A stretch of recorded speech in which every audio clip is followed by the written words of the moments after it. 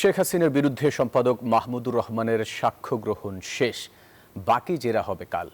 ট্রাইব্যুনালে সাক্ষ্য দেওয়ার সময় মাহমুদুর রহমান বলেন, শেখ হাসিনার আমলে কোনো পদোন্নতি যোগ্যতা অনুসারে হয়নি, হয়েছে দলীয় আনুগত্যে।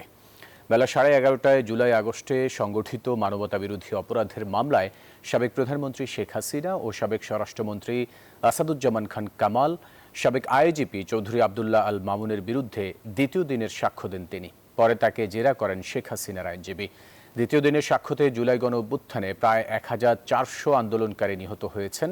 জাতিসংঘের এমন পরিসংখ্যান সহ প্রতিবেদন, শেখ হাসিনা সম্পর্কিত আন্তর্জাতিক বিভিন্ন প্রতিবেদন সাক্ষ্যতে তুলে ধরছেন মাহমুদুর রহমান। সাক্ষ্যে 1400 শহীদ ও 20,000-এর বেশি মানুষ আহতের ঘটনার সুষ্ঠু বিচার দাবি করেন তিনি। প্রত্যাশা করেন দেশে আর কোনোদিন ফ্যাসিস্টের শাসন ফিরে না আসুক। এদিকে শেখ হাসিনার বিরুদ্ধে নাহিদ ইসলামের সাক্ষ্য গ্রহণ আগামীকাল। আসাদুজ্জামান খান কামাল, যিনি স্বরাষ্ট্রমন্ত্রী ছিলেন, তিনি নির্দেশ দিয়েছিলেন প্রাণঘাতী অস্ত্র ব্যবহার করবার জন্য, এবং প্রতিদিন তার বাড়িতে কোর কমিটির মিটিং হতো। যেই কোর কমিটির মিটিংয়ে পুলিশের আইজি, যিনি এই মামলার আসামি এবং রাজসাক্ষী আবদুল্লাহ আল মামুন, এবং অন্যান্য আইন শৃঙ্খলা বাহিনীর প্রধানগণ এবং গোয়েন্দারা, সরকারের বিভিন্ন গোয়েন্দারা উপস্থিত থাকতেন, এবং তারা প্রতিদিন সিদ্ধান্ত নিতেন যে পরের দিন কিভাবে গণহত্যা চালানো হবে।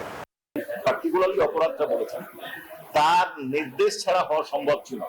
এছাড়াও যারা দায়িত্বে আছেন তাদের উচিত ছিল এই ধরনের অপরাধ সংগঠন করলে, যদি বেআইনিভাবে কোনো ঘটনা ঘটে থাকে বা কেউ যদি কোনো অপরাধ সংগঠন করে, ঊর্ধ্বতন কর্তৃপক্ষের উচিত ছিল এই অপরাধ বন্ধ করার জন্য ব্যবস্থা গ্রহণ করা।